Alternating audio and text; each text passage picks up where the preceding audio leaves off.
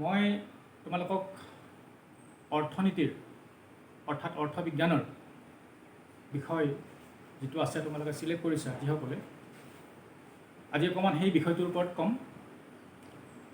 প্ৰথমতে তোমালোকক শুভেচ্ছা জনাইছোঁ যিসকলে মোৰ ছাবজেক্টটো চিলেক্ট কৰিছা, অৰ্থনীতি, অৰ্থবিজ্ঞান, ইকনমিক্স, ইয়াক কোৱা হয় ইংৰাজীত ইকনমিক্স বুলি। মানে ইউ আৰ লাকি এনাফ এই বেটছটো যে তোমালোকে এই বিষয়টোত ছেকেণ্ড ইয়াৰত গৈ পেলাই থিয়ৰী অনলি 80 মাৰ্কছৰ লিখিব লাগিব আৰু 20 মাৰ্কছ থাকিব তোমালোকৰ প্ৰজেক্ট। মানে কি হৈছে যে আজি কিছু বছৰৰ পৰা অৰ্থনীতিত বহু সংখ্যক ছাত্ৰ ছাত্ৰীয়ে মানে ভাবি লৈছে এনেকুৱা যে অৰ্থবিজ্ঞান খুব টান, মানে মেথমেটিকেল টাৰ্মবিলাক থাকে, অংক, আৰু অংকক আমাৰ আৰ্টছৰ যিখিনি ষ্টুডেণ্ট সেইখিনিতো অংক খুব ভয় কৰে। কিন্তু সেইটোৰ ওপৰতে বোধহয় অকণমান নিৰীক্ষণ কৰি পেলাই যাতে অৰ্থবিজ্ঞানৰ ষ্টুডেণ্ট কমি নাযায় সেইটোৰ কাৰণেই বোধহয় এইবাৰ কাউন্সিলে নতুন এটা নিয়ম এটা উলিয়াইছে, নতুনকৈ এখন চিলেবাছ উলিয়াইছে। আৰু সেইখন চিলেবাছত কি কৰিছে যে আমাৰ ফাৰ্ষ্ট ইয়াৰত এ আৰু বি দুটা গ্ৰুপ আছে, এ আৰু বি।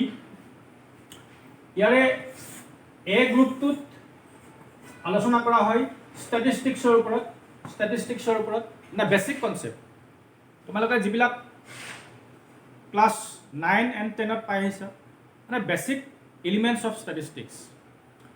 ধৰা হ'ল যিবিলাক আমি বাস্তৱ জীৱনত সেইবিলাক ষ্টেটিষ্টিক্স এপ্লাই কৰোঁ।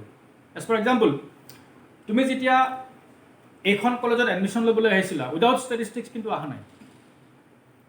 মানে যিখিনি ষ্টেটিষ্টিক্সে আমাক বাস্তৱ জীৱনত কিছুমান সিদ্ধান্ত ল'বৰ কাৰণে সহায় কৰে, হেল্প কৰে, গতিকে সেই তেনেকুৱা ধৰণৰ ষ্টেটিষ্টিক্স আমাৰ ইয়াত ডিছকাশ্যন হৈছে। তোমালোকে আগতে পাই আহিছা দ্বন্দ্বচিত্ৰ, পাইচিত্ৰ, বাৰংবাৰতা বহুভুজ, সঞ্চয়ী বাৰংবাৰতা লেখ ইত্যাদি ইত্যাদি। সেই ছেম বস্তু ইয়াত আছে। নেক্সট বি এইটো পাৰ্টত আছে তোমাৰ ইণ্ডিয়ান ইকনমিৰ ওপৰত এটা চমু আভাস দিয়া আছে। মানে এইখিনিয়ে হ'ল ফাৰ্ষ্ট ইয়াৰৰ তোমাৰ চিলেবাছ। ইয়াতে আহিব 50 মাৰ্কছ আৰু ইয়াতে আহিব 50 marks. Total multiply equal to 100 marks. এতিয়া বহুত ল'ৰা ছোৱালীয়ে ষ্টেটিষ্টিক্সৰ এই পাৰ্টটো ভয় কৰি পেলাই ইকনমিক্স মানে পচন্দ নকৰে। কিন্তু ষ্টেটিষ্টিক্স এনেকুৱা এটা বিষয়, ইয়াত এনেকুৱা কিছুমান তাত টপিক সোমাই আছে যিবিলাক টপিক তুমি কিন্তু জীৱনত কেতিয়াও এৰিব নোৱাৰা, তোমাক লাগিবই। আৰু এই ষ্টেটিষ্টিক্সৰ পাৰ্টটো ইকনমিক্সত এইকাৰণে অনা হৈছে যাতে এজন ব্যক্তিয়ে অৰ্থনীতিৰ সম্পূৰ্ণ জ্ঞান আহৰণত সহায় হয়। বি যিটো পাৰ্ট, এই বি পাৰ্টত আমাৰ একেবাৰে সহজ বস্তু কিছুমান আছে, যেনে আমাৰ ভাৰতবৰ্ষৰ পৰিকল্পনাৰ ওপৰত অকণমান আলোচনা হয়, ভাৰতবৰ্ষৰ নিবনুৱা সমস্যাৰ ওপৰত অলপ আলোচনা হ'ব, ভাৰতবৰ্ষৰ কৃষি খণ্ডৰ ওপৰত অকণমান আলোচনা হ'ব, ভাৰতবৰ্ষৰ যি ইণ্ডাষ্ট্ৰিয়েল ছেক্টৰ আছে, উদ্যোগিক খণ্ড যিবিলাক আছে তাতে সেইবিলাকৰ বিষয়ে অকণমান আলোচনা হ'ব। গতিকে এইখিনি মিলি পেলাই মোটামুটি আমাৰ 50 মাৰ্কছ। এইখিনি কিন্তু খুব ইজি, মানে এইখিনি তুমি টিচাৰ নহ'লেও তুমি ঘৰতে এইখিনি ষ্টাডি কৰিলে তোমাৰ হৈ যায়। কিন্তু এইখিনিৰ কাৰণে তোমাক অকণমান গাইডৰ প্ৰয়োজন। গতিকে তোমালোকক মই মানে সম্পূৰ্ণভাৱে বিশ্বাস দিছোঁ যে এইখিনি সম্পূৰ্ণ মোৰ ৰিক্সত থাকিব। এইখিনিও থাকিব, কিন্তু হ'লেও তোমালোকে এইখিনি নিজেই কিছু আয়ত্তত আনিব পাৰা কিতাপখন পঢ়িলে। কিন্তু ইণ্টাৰেষ্টিং কি যে নেক্সট তোমালোকে যেতিয়া 2021 আৰু 2022 এইটো হ'ব তোমালোকৰ নেক্সট ছেকেণ্ড ইয়াৰৰ ছেশ্যন। কিন্তু ইয়াতে গৈ কি কৰিছে, এই যিটো বি পাৰ্ট, এই বি পাৰ্টটো সম্পূৰ্ণ ছেকেণ্ড ইয়াৰলৈকে লৈ গৈছে, মানে সহজ পাৰ্টটো ছেকেণ্ড ইয়াৰলৈকে লৈ গৈছে। সেইকাৰণে কৈছোঁ তোমালোক লাকি এনাফ। আৰু ছেকেণ্ড ইয়াৰৰ এটা অলপ থিয়ৰিটিকেল পাৰ্ট এটা আছে, যাক কোৱা হৈছে ব্যষ্টিবাদী অৰ্থনীতি। সেই যিটো পাৰ্ট আছে, সেই পাৰ্টটো অলপ মেথমেটিকেল হয়। সেই পাৰ্টটো লৈ আহিছে আকৌ ফাৰ্ষ্ট ইয়াৰলৈকে। গতিকে ফাৰ্ষ্ট ইয়াৰৰ সহজ বস্তু এটা ছেকেণ্ড ইয়াৰলৈ লৈ গৈছে, আৰু ছেকেণ্ড ইয়াৰৰ অকণমান টান বস্তু এটা ফাৰ্ষ্ট ইয়াৰলৈ এইবাৰ লৈ আহিছে। ফলত তোমালোকে এই পাৰ্টটো ছেকেণ্ড ইয়াৰত গৈ পৰীক্ষাত লিখিব লাগিব 40 নম্বৰ।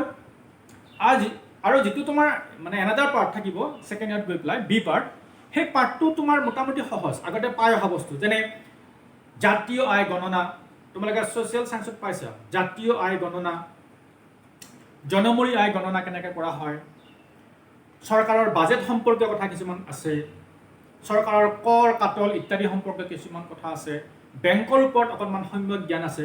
এই যিখিনি মোটামুটি তাতো তোমাৰ টিচাৰ 2-এটা ক্লাছত লাগিব, তুমি মেক্সিমাম ঘৰতেই তুমি সেই বস্তুখিনি তুমি আয়ত্তত আনিব পাৰা। গতিকে সেই পাৰ্টটো এনাডাৰ পাৰ্ট 40 নম্বৰ ছেকেণ্ড ইয়াৰত আছে। গতিকে তোমালোকে ফাইনেল যেতিয়া দিবাগৈ, তেতিয়া তোমালোকৰ টোটেল মাৰ্কছ হ'ব থিয়ৰীত 80, আৰু বাকী এই 20 মাৰ্কছ থাকিব প্ৰজেক্ট। এতিয়া প্ৰজেক্ট মানে তোমালোকে বুজি পাইছা, যিটো প্ৰজেক্ট নেকি কলেজত কৰা হয়, টিচাৰে সম্পূৰ্ণ হেণ্ডল কৰিব। গতিকে মেট্ৰিকত তোমালোকে যিদৰে কোনোবাই 10 মাৰ্কছ স্কুলৰ পৰা পাইছিলা, গতিকে এই 20 মাৰ্কছ তোমালোকৰ আমাৰ হাতত থাকিব। ডেট ইজ ৱাই মানে you are lucky batch for economics students. তোমালোকে যেতিয়া ফাইনেল দিবলৈ যাবা, তোমালোকে 100 মাৰ্কছৰ এনচাৰ লিখিব নালাগে, জাষ্ট 80ৰ এনচাৰ লিখিবা, 80ৰ এনচাৰ লিখিবা, আৰু 20 হ'ব প্ৰজেক্ট। মানে বহুতখিনি ইজি কৰিছে ইকনমিক্সৰ মানে বিষয়টো এতিয়া। কিন্তু ফাৰ্ষ্ট ইয়াৰত তোমাক কিন্তু বেছিক কনচেপ্ট তোমাক দিব লাগিব, আৰু ফাৰ্ষ্ট ইয়াৰত তোমাৰ ইমান অসুবিধা নাই, ফাৰ্ষ্ট ইয়াৰৰ কাৰণে আমাৰ কোনো প্ৰব্লেম নাই। গতিকে সেইকাৰণে লাগি বুলি কৈছোঁ তোমালোকক। গতিকে মই ভাবিছোঁ যে অৰ্থনীতিটো এনেকুৱা এটা বিষয়, যিটো বিষয় নেকি সকলো ল'ৰা ছোৱালীৰ কাৰণে প্ৰয়োজনীয়।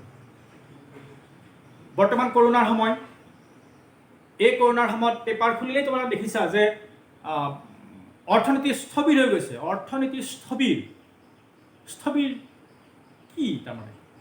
অৰ্থনীতি যেতিয়া স্থবিৰ হৈ গৈছে তাৰ মানে কি হ'ল? এতিয়া অৰ্থনীতি স্থবিৰ হ'লে কি হয়? তোমালোকে চাবা যে অৰ্থবিজ্ঞান এনেকুৱা এটা বিষয় যিটো আমি জীৱনত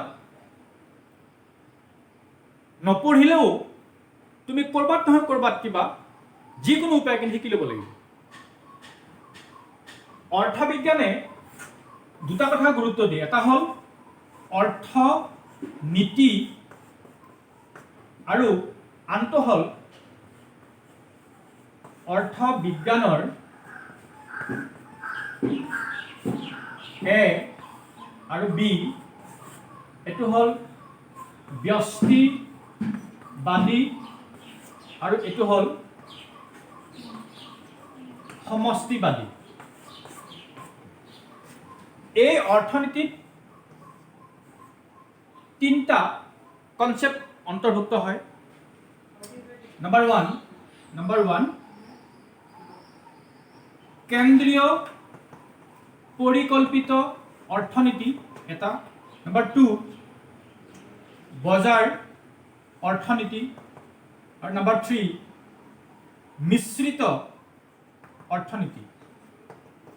এতিয়া এই 3 প্ৰকাৰৰ অৰ্থনীতি বিশ্বত যিমানবিলাক দেশ আছে, কোনোবা এখন দেশে এই 3টা নীতি পালন কৰে। তোমালোকে আগতে পাইছা যে আমাৰ ভাৰতবৰ্ষই পালন কৰে লাষ্টৰটো, মানে মিক্স ইকনমি, ইয়াৰ নাম। এইটো হ'ল চেন্ট্ৰেলি প্লেনড ইকনমি, 2 নম্বৰটো হ'ল মাৰ্কেট ইকনমি, আৰু 3টো হ'ল মিক্স ইকনমি। ভাৰতবৰ্ষই মিক্স ইকনমি ফ'ল' কৰে। এইটো হ'ল অৰ্থনীতিৰ এই 3টা মানে বিষয়।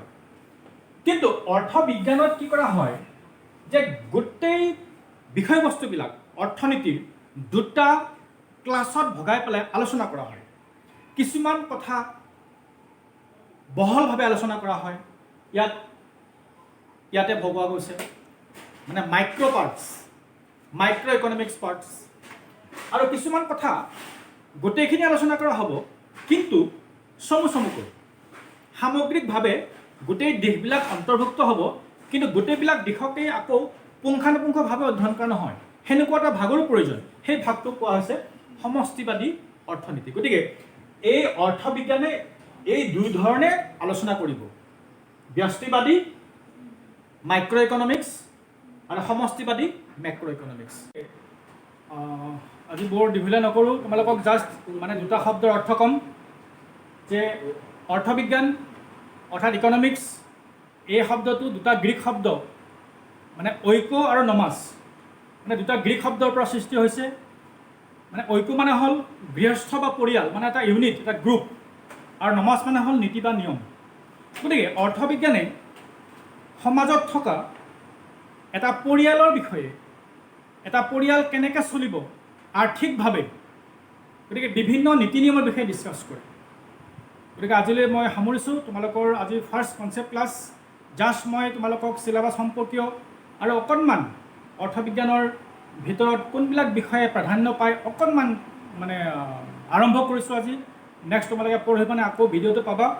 গতিকে মই আশা কৰিছোঁ তোমালোকে কিতাপবিলাক ওচৰৰ দোকানবিলাকৰ পৰা কিনা, ৰেফাৰেঞ্চ কিনিব নালাগে, কিতাপখিনি কিনি তোমালোকে মোৰ লগত পাৰ্চনেলি যোগাযোগ কৰা। ঠিক আছে, ধন্যবাদ।